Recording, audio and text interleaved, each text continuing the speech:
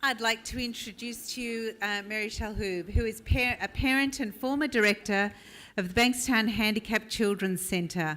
Mary is a professional educator, trainer and consultant in disability, child and aged care. Mary has had more than 20 years of experience in these fields, holding senior positions in both the private and public sectors.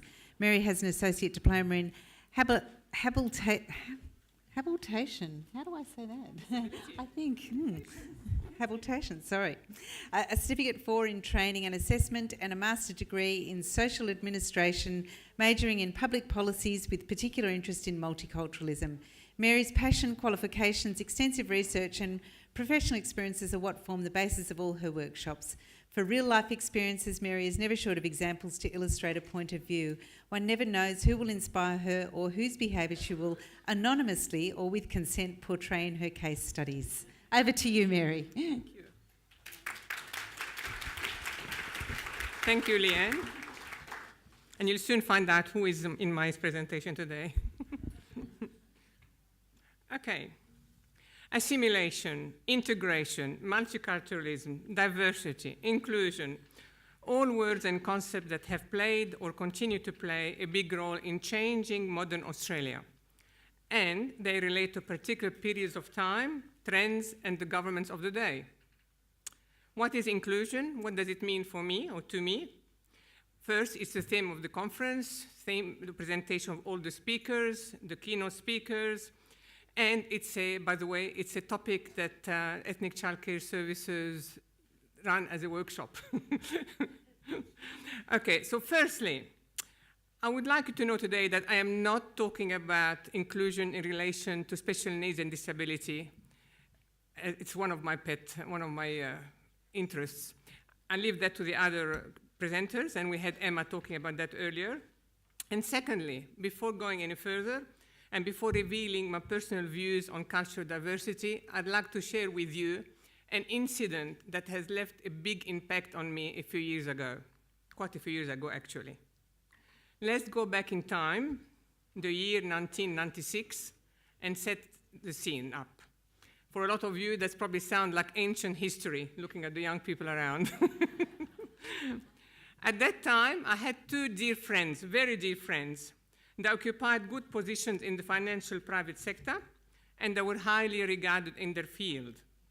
We had mutual respect for each other, and to their credit, they believed in me, and I have to admit that they were instrumental in inspiring me to pursue my tertiary education as a mature student.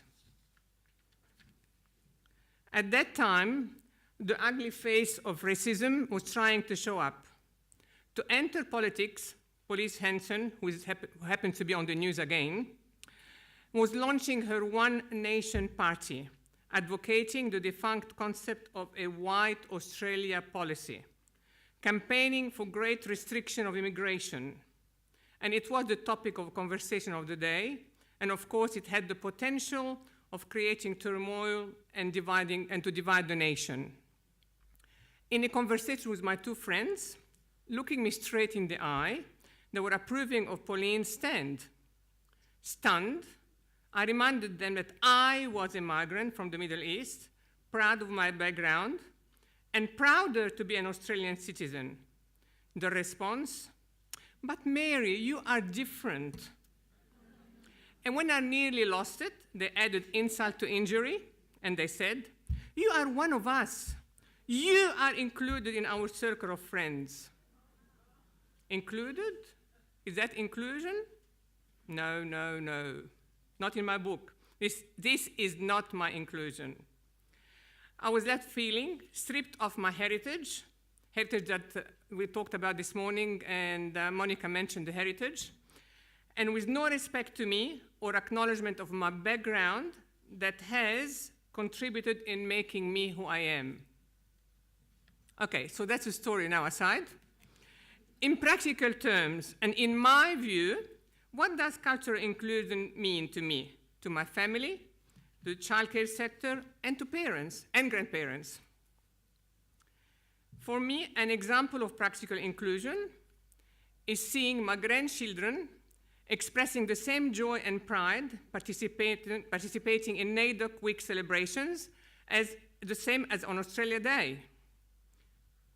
It's about the enthusiasm, having a yarn with the elders, learning about the richness of the indigenous community culture and community, craft, having their face painted in ochre, tasting food tucker, or attentively listening to the didgeridoo. It's about that same enthusiasm on their faces on Australia Day, wearing the Australian flag colors at a family barbie when we celebrate our good fortune, our Australianism as citizens of this great nation of ours. This is my kind of inclusion. For me, practical inclusion is witnessing my children and grandchildren appreciating and enjoying various cultural events such as African beat and drums, as well as listening to One Direction, Spanish and Middle Eastern music, and songs. This is my kind of inclusion. I had a video, but I didn't bring it. The children singing a mixture of Arabic and Spanish together in one go. Could the children have developed such a free spirit without their educators' subtle or overt intervention during their formative years in their early childhood settings? Very doubtful. The fact that our early childhood education do deliver a child-centered holistic curriculum, it is a fact. Having said that, am I being provocative in thinking that cultural inclusion involves more than theory application? Food for thought, eh?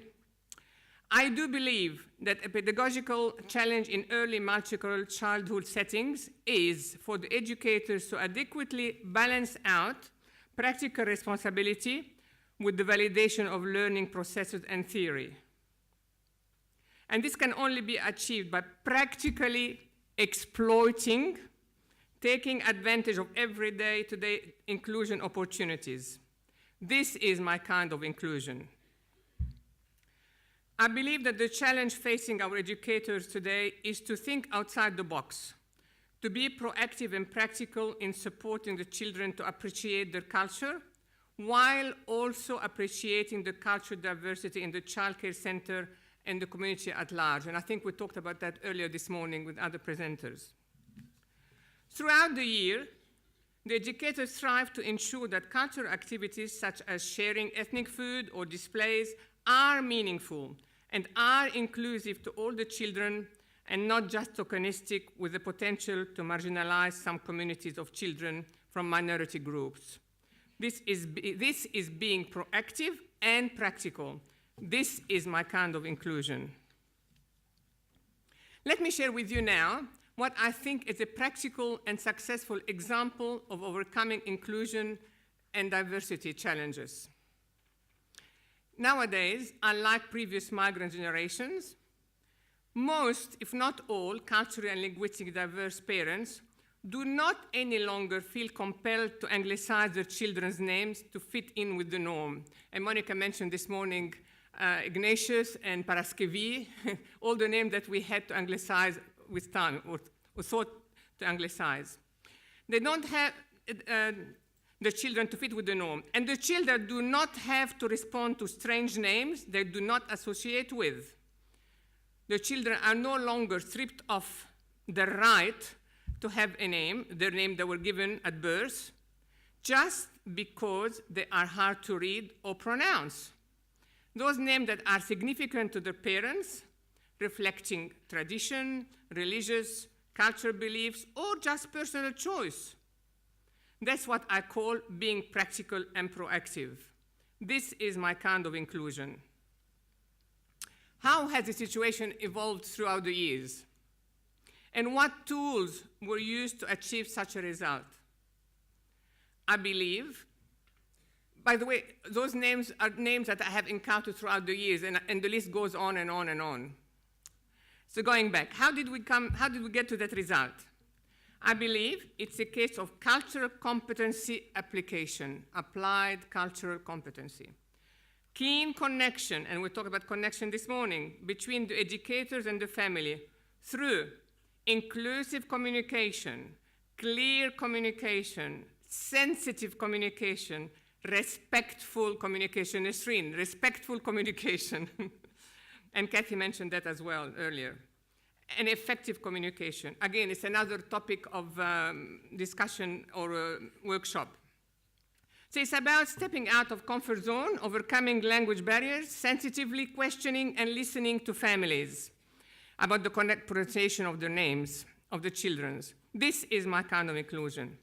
It is a fact that language barriers are not just a problem for the speaker. Remember, it's also for the listener in responding. The listener faces the same difficulties. I can go on and on with examples, and you can think of so many, I'm sure. To sum up, and in a few words, I do believe that my cultural inclusion just means being practical in being proactive. Being practical in being proactive. And to conclude, and as a parent, let me share with you a quote that I have recently come across about the concept of hospitable education. Hospitable education. I think it fits in well with the Conference of Inclusion team and applies to all levels of education. The idea of a hospitable education has been currently developed to mitigate exclusion, relations of power, alienation of culturally, linguistically, and religiously different students in Australian schools. Thank you.